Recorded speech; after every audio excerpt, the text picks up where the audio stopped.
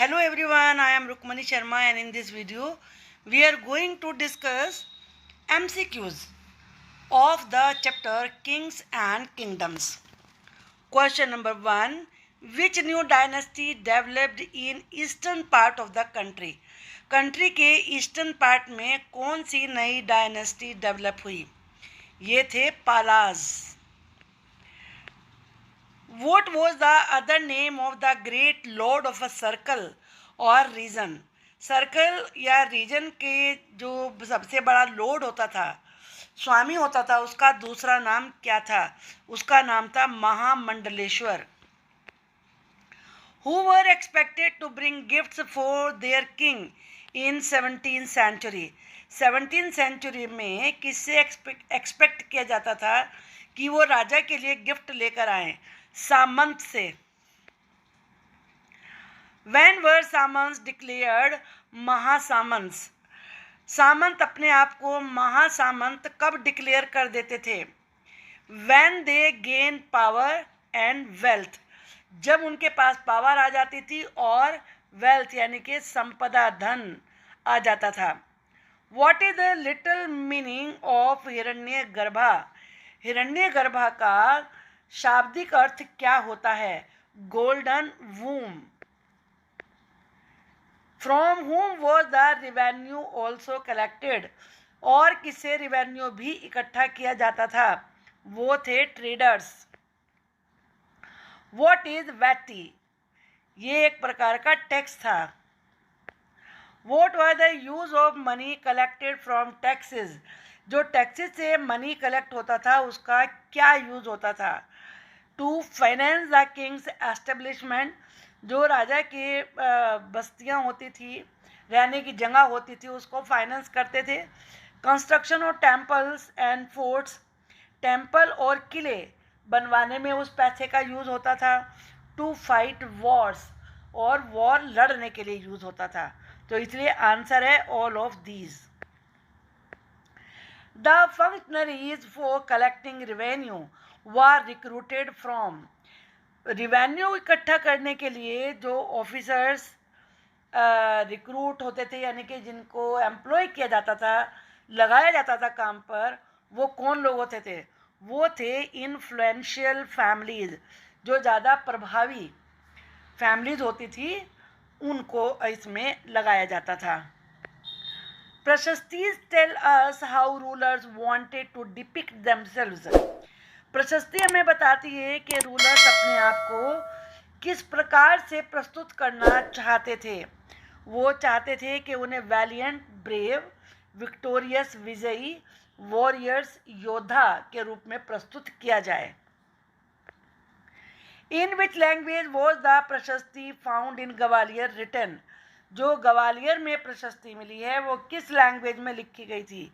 वो संस्कृत में लिखी गई थी. Who was Nagabhatta. नागभट्टा कौन था? ये प्रतिहार किंग था. Brahmins were rewarded by grants of land recorded on. Brahmins को लैंड की ग्रांट दी जाती थी, उसका पुरस्कार दिया जाता था और जिसका रिकॉर्ड होता था कॉपर प्लेट पर. The person who receive the land could collect taxes. जिस पर्सन को लैंड मिलती थी वो टैक्स इकट्ठा कर सकता था. कहाँ से?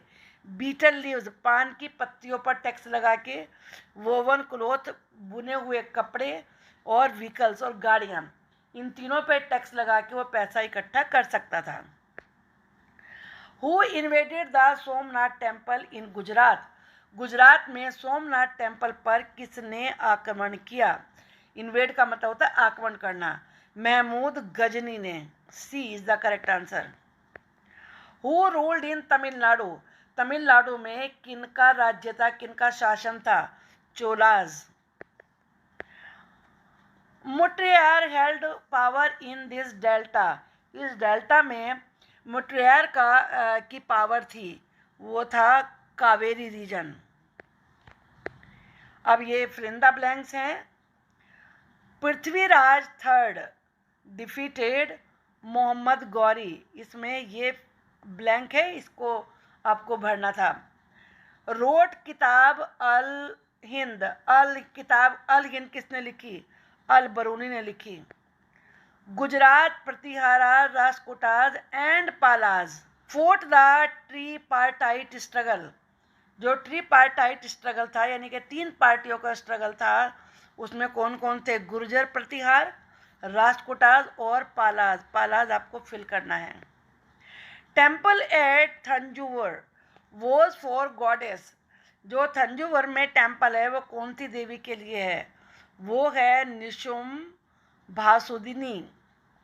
ग्रुप ऑफ उर फॉर्म लार्ज यूनिट्स। जो उर के ग्रुप थे वो बड़ी बड़ी यूनिट बनाते थे जिन्हें कहते थे nadu. Most of the brahmadeya land was in valley. जो ब्रह्मदेय लैंड थी वो ज़्यादातर कौन सी वैली में थी? वो थी कावेरी। अब ट्रू फॉल्स हम यहाँ पर देखेंगे। Palas ruled over present state of Tamil Nadu. Pal Tamil Nadu state में, जो आज का तमिलनाडु स्टेट है, उसमें राज्य करते थे। नहीं, ये गलत है, फॉल्स है ये। Kalhana compose a poem about rulers of Kashmir. Kalhana ने कश्मीर के शासकों के बारे में एक कविता लिखी, बिल्कुल सही है। Chauhans ruled over the region around Delhi and Ajmer. Chauhan, जिन्हें बाद में चौहान भी कहा गया, उनका राज्य दिल्ली और अजमेर वाले एरिए में था, रीजन में था। ये बिल्कुल सही है। In the mid of 8th century Danti Durga overthrew the Chola ruler. 8th century के बीच में दंती दुर्गा ने अपने चोला रूलर का शासन उखाड़ फेंका। ये फॉल्स है।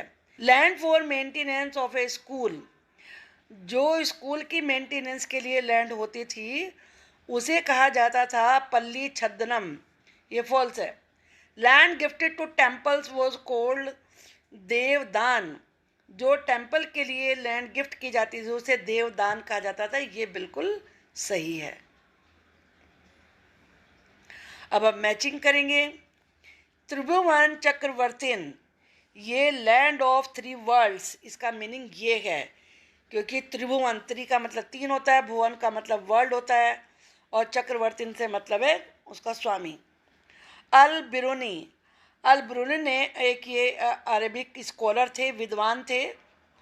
उर सेटलमेंट ऑफ पीजेंट्स के लिए यूज़ होता था। और मुवेंद्र वैलन पीजेंट सर्विंग 3 किंग्स, यानी कि जो 3 राजाओं का किसान होता था उसको कहा जाता था। और वेलन वगाई, ये होता था लैंड ऑफ नॉन ब्राह्मण, जो नॉन ब्राह्मण की लैंड होती थी।